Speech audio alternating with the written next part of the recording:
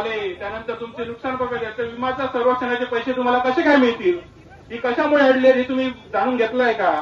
खरं म्हणजे गावागावामध्ये ग्रामपंचायती ज्या आहेत त्या सरकार प्रणित आहेत, म्हणजे जे आता सत्ताधारी आहेत त्यांच्या आहेत, आणि त्यांनी ही स्वयंचलित हवामान केंद्र लावण्यापासून आपल्या जागेतच आपल्याला स्वतःला भाडं मिळालं पाहिजे या दृष्टीने ते थांबवलेली आहे.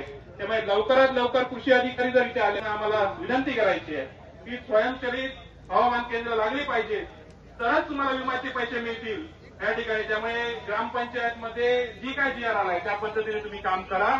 हे आंदोलन चिरडण्याचा प्रयत्न केला गेला, दडपण्याचा प्रयत्न केला गेला, नोटीसी काढण्याचा प्रयत्न केला गेला, तरी पण शेतकरी आज रस्त्यावर आहे, कारण तो खरोखरच भावकातला आहे. त्यामुळे ह्या आंदोलन कधी पण चिरडलं जाणार नाही.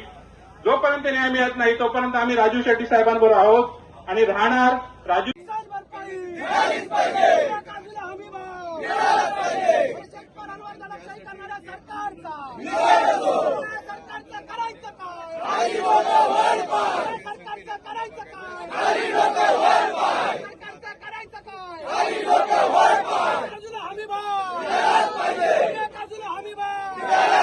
मुंबईच्या काही व्यापाऱ्यांनी ॲडव्हान्स दिलेला आहे, त्याच्यावर 12% 10% व्याज लावतो.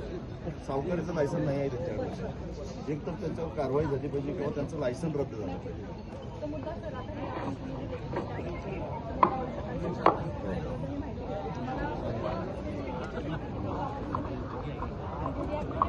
म्हणून मी डीडीआरला मी त्यासाठी बोलवलं होतं की बाबा पणन खात्यामार्फत त्यांचं लायसन, कारण मुंबई एपीएमसीमध्ये त्यांचं रजिस्ट्रेशन आहे.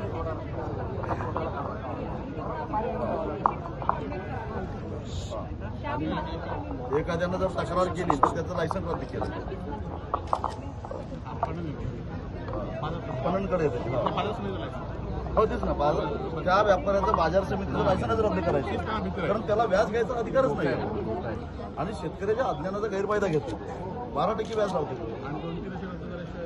हो त्याशिवाय ते होणार. 2-3 करायला तर बाकीच्या